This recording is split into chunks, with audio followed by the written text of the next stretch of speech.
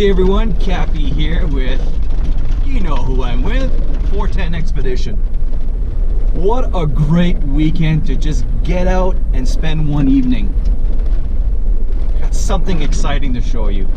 I've been working on this build, not quite secretly. I have been making some posts on Instagram, but I've been taking my time on this, and I've been planning this and building this for a few weeks now. I apologize, no, I did not make any build video of this build. I needed to focus 100% of my time on building this project, and I can't wait to show it to you.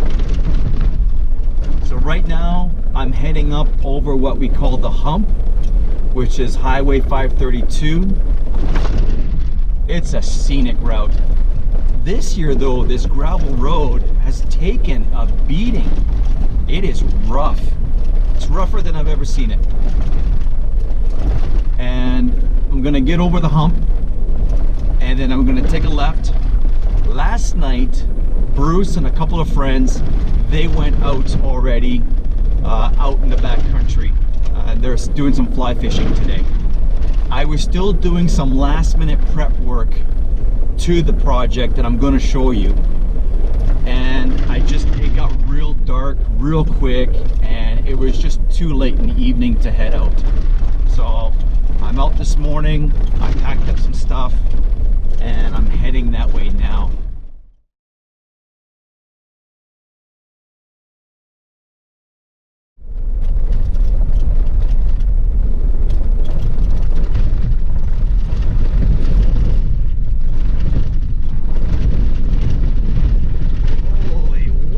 Washboards. Oh, I hate washboards.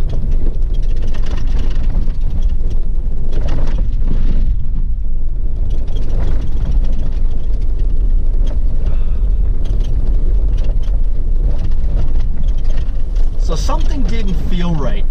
I was coming up here on this road. No, I said, you know how I said it's rough. I pulled over, I checked my tire pressure. The dealership, when I went and got my oil change, they had my tires at 48 PSI. 48 PSI!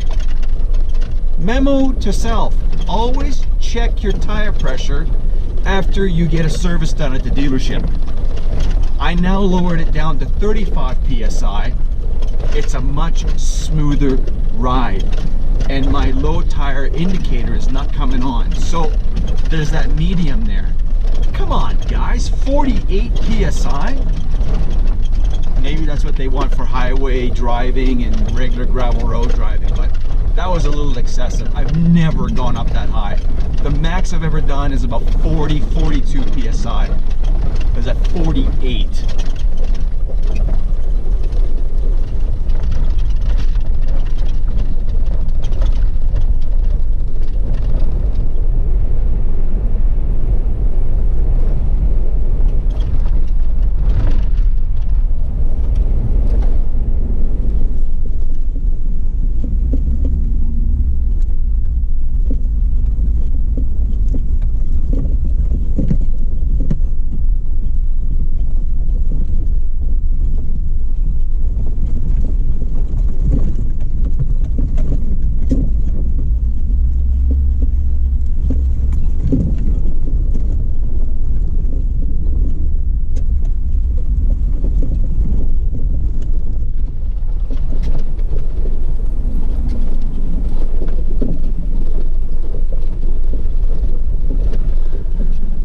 Some of you might remember this trail. This is where we did Brave the Cold.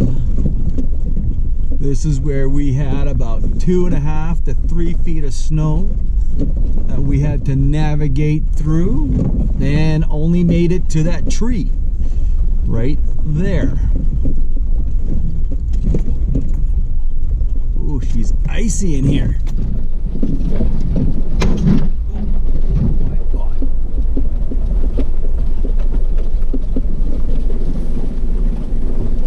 Now we gotta try and see if we can find Bruce and Jason and Dennis.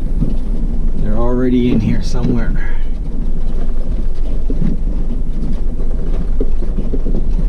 And I think I just found them. Ooh, oh yeah!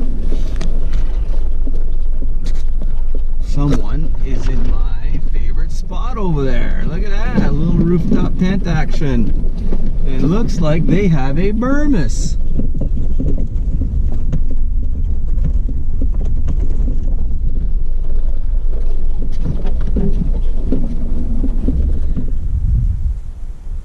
It is absolutely gorgeous in here this weekend. It is currently 15 degrees, light breeze. The mountains have got some snow caps on them. But today I'm here to show you Project Pytheas.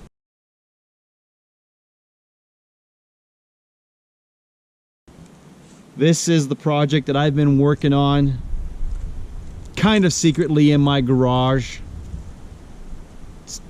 Few months planning, few weeks building, and I did not do a build video because I wanted 100% of my attention dedicated to this build, and I apologize for that. But oh, I'm so stoked to show you what this thing looks like. It's made out of aluminum, and I had the pieces bent and pre-cut for me from a local fabricator called Quest Fabrication. I gave him the dimensions, the specs I wanted, and then after that I have a friend who lives in Longview who knows a guy who does beautiful welds with aluminum. So with a case of beer in hand, went over there on an evening, and he had this thing welded for me in an evening. Took him 3 hours, and it turned out so good. Then on the top I went back to Quest and I had them cut me exactly the measurement of a checker plate that would fit inside on top of the thin sheet of plywood that I have underneath as a backing to put that on there. It is completely 100% weatherproof, sealed in silicone with an all-weather exterior silicone. I've got some beautiful gate, heavy-duty black gate hinges. I bought 4. The reason why there's 4 is because in the corners with the gas struts, it does so much pressure in those gas struts that it pushed the corners out. So I had to double up on the hinges. The gas struts I bought from Princess Auto. Princess Auto is a beautiful little store that gets all these little pieces here and there. When I needed some special nuts and bolts, I go to Greg Distributors. The tent material. The tent material, it is a butchered material I got from, you know when you buy those 10 by 10 canopies from Walmart, and then you can buy the wall sets, either the wall sets or the bug net all the way around. Those were like $50 each, and it was pre-cut, pre-zippered, so I made it work. I figured out a way to make the tent work. So the fly is on the outside and the weather tent material is on the inside. But what happens is everything is snapped onto the flange on the outside of the tent. So if water was to run down, it's going to run on the outside of the tent, not on the inside of the tent. And everything opens up from inside the tent. So kind of think like the Ursa Minor. Everything is, because once you're inside, you want everything to be open from the inside, not from the outside like a regular tent, because it's a pain in the butt while you're in there to get out, open things up, and get back in again. On the inside, I have a IKEA mattress for those double beds, which is what I threw up there. It's a nice, thick, comfortable IKEA mattress. Now, eventually, I do want to get an actual high-density foam, pre-cut, 55 inches wide by 7 feet long, because this box is 7 feet. I'm 5'8". There's plenty of room in this. On the side, I attached the awning that I've always had from Tepui. It is bolted and secured on there. In the back, I've got from Greg Distributors again, I got these nice clasps that lock also. I installed this nice grab bar, which is meant for like a glass door, and it's something to grab onto when I climb up there to pull that shut. And then of course I've got the strap at the top, so when I'm ready to close, I pull it down. I also have an elastic band that goes halfway up to the top, so when I pull it down, the tent gets sucked inside. I also have some weather stripping. So everything is sealed. Tonight, I'm sleeping up there. Now, I do also have a ladder that clips onto here, and I'll show you that in a minute. All right, so let's get the rest of this thing set up. Now, the ladder came from my son's old loft IKEA bed. So there's already a metal ladder that he would climb up to his loft, up to his bed in his room. I kept the ladder. We took the bed apart, but I kept some of the steel, which is good material. So there's a ladder right there to get in. Just clips right on over here.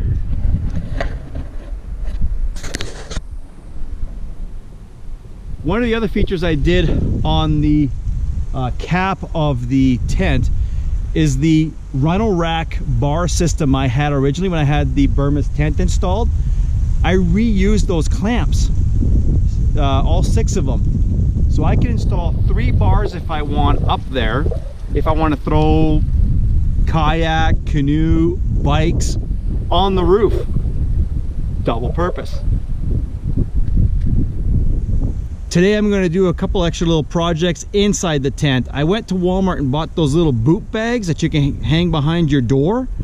Well, I bought 2 of them. They're 22 inches wide. I'm able to do 48 inches wide. That way we can stuff flip-flops, underwear, socks, t-shirts, cell phones, all tucked inside, so that when you open the tent, your clothes is already in there. Good to go.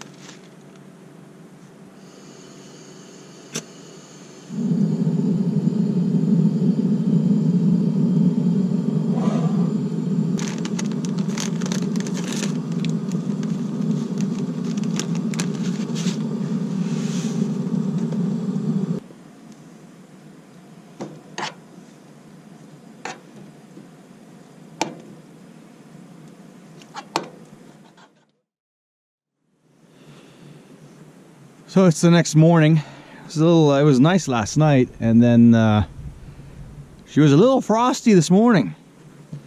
Everything's frosted over, but now it's 10 o'clock in the morning and the sun is just getting over that mountain. So it's going to start thawing things out for us here. The Pytheas tent was awesome last night. Had my little heater running just to get it pre-warmed up before falling asleep, and I turned it off, and then this morning turned it back on again just to get warmed up so that I can get dressed. But it's holding up pretty good so far.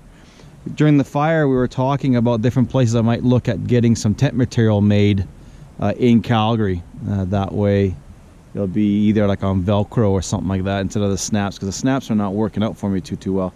But it's something we're going to improve on. Jason and Bruce slept in the Iron Man tent over there last night, and they were cozy, comfy. They said it was warm. It was 2 degrees this morning in there, so it's better when you have two bodies, of course, but that's how it is. We had a nice fire, and then we had Dennis sleep in his, it's called the Bigfoot. Look at this thing.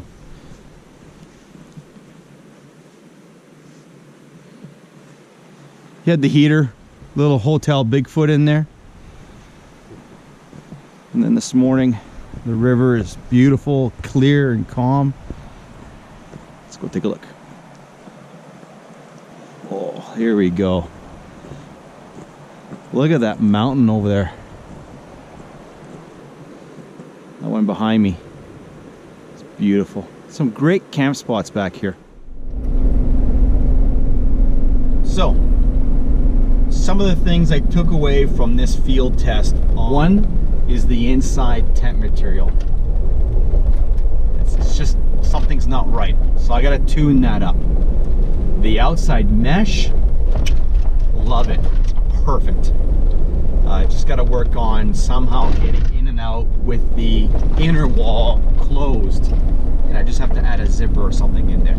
We'll improve on that. Secondly, the constant vibration on gravel roads is squeezing my rubber grommets I have between the RhinoRack bracket systems and the bars I have. So I got to see what I got to do to make that better. Because once I get off this gravel road, I got to pull over and just check and see if they're loose. Because they were loose on. Because they were loose coming in from the vibration. Totally obliterated by smoke, but we could easily.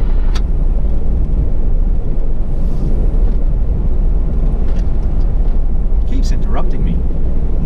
Bruce is behind me following along. Yeah, that's when you first come into this public land use. Okay, well now you can go ahead and say goodbye for us.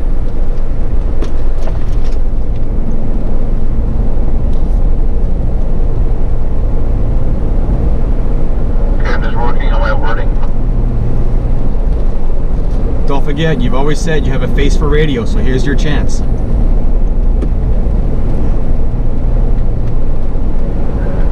Thanks for joining us this weekend. Check us out on our website and Instagram, and we will see you soon. 10-4, thanks.